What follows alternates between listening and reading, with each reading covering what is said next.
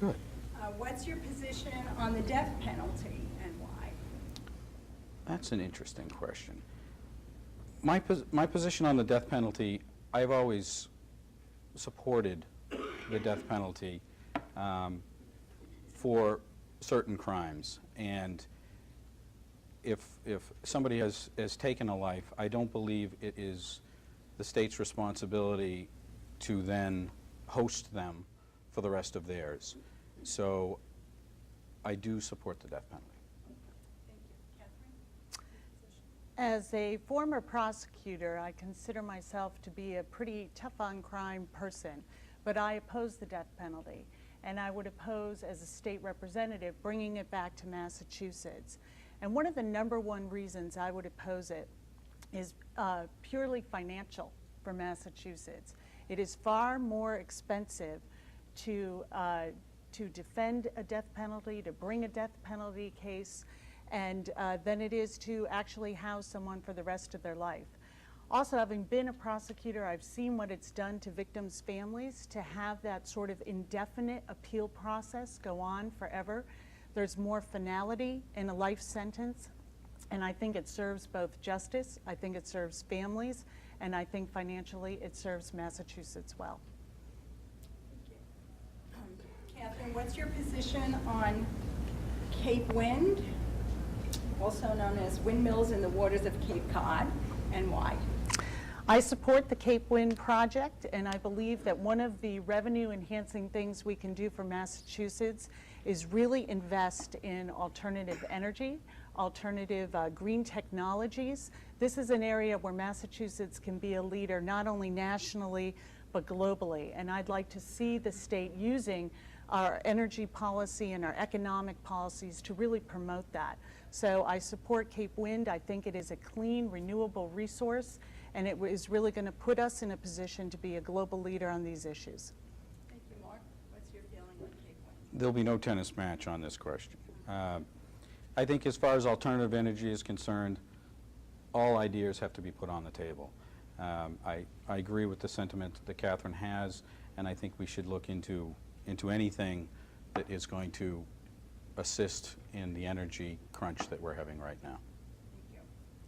Thank you. And you get the next one. Would you, Mark, support a bill granting in-state tuition to children of illegal immigrants, and why or why not? Well, in the job that I have, I'm out in the communities day to day talking with people and talking with legal U.S. citizens that have trouble affording their own children to go to school. So as far as funding education for illegal immigrants, I would not support that simply because they're illegal. Okay. Thank you, Catherine. Your position? Yeah, I have made a personal change in this position over time. I used to be very much against it. I think that there's great sentiment as I go door to door. Many people have brought up this issue. I think the feeling is one of fairness. I'm playing by the rules. I'm a legal citizen. I'm paying my taxes. Why should people be coming to this country who come here illegally get a break on their education when I'm not sure how I'm going to afford to stay in the community that maybe I grew up in, and maybe I would like my children to have that choice to stay here. That anxiety about our economic future is very, very real. But I think when you look at the details of undocumented immigrants having a reduced tuition, the reality of it really changed my mind. I think that these are the children that are playing by the rules. They came here through no fault of their own. They're the ones that have passed the MCATs. They've done well in high school. And in order to get the reduced in-tuition break, they have to come up with a tax ID, which can bring an entire family's income into taxable income. They have to sign a commitment to get on a road to citizenship. They cannot bump any other resident, and I'm getting the bell, so I will stop. First, bell ringer. Okay, our next questions deal with the issue of state finances, and Catherine, you get to start it. The state budget is always stretched for money. What do you think of the idea of selling state-owned surplus land or parkland? Well, I think that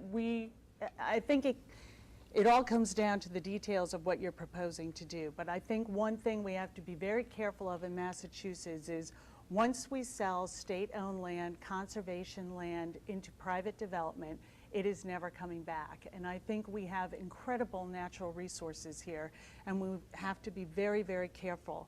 There are some proposals out there that replace it. If land is sold, that other land has to be obtained, but that has to be very carefully managed. And I think for the short-term financial gain, we have to be very, very careful about gambling with our long-term environmental and land conservation policy.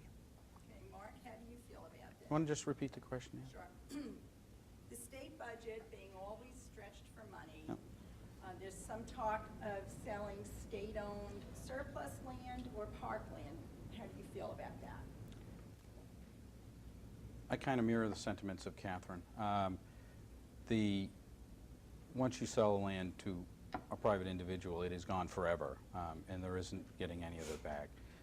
Land is a non-renewable commodity, so once it is gone, it is gone. So I can't see myself, especially with the population buildup that the state of Massachusetts has, we need to keep as much as much of the natural resources that we have out there, and I think it's very important that we preserve that. Thank you. And Mark, do you support rolling back the income tax to the pre-1999 rate of 5%? Well, that's, again, my job in these communities is sitting down at the kitchen table and chatting with people, and affordability is something that is almost always a topic of conversation. And any way to help assist the people of the Commonwealth, I am for. So I would support rolling it back to its original. Okay, thank you. Catherine, what's your position on rolling back the income tax? I think one of the problems that we have experienced, certainly locally here in Melrose and in Wakefield, is we have seen a tremendous increase in regressive taxation. Property tax that affects homeowners, seniors, working families, and we've seen a lot of taxation through fees. Anybody who has attended the local schools know we pay tuition to go to public school, we pay music fees, athletic fees, we pay a trash fee here in Melrose. These sort of regressive taxation and regressive fees keep coming at us. And I think the income tax is the progressive tax. So if we were going to roll back the income tax, we first have to address how we reduce this regressive taxation policy that we've been putting in place and how we bring that down first before we take a look at our actual progressive taxation.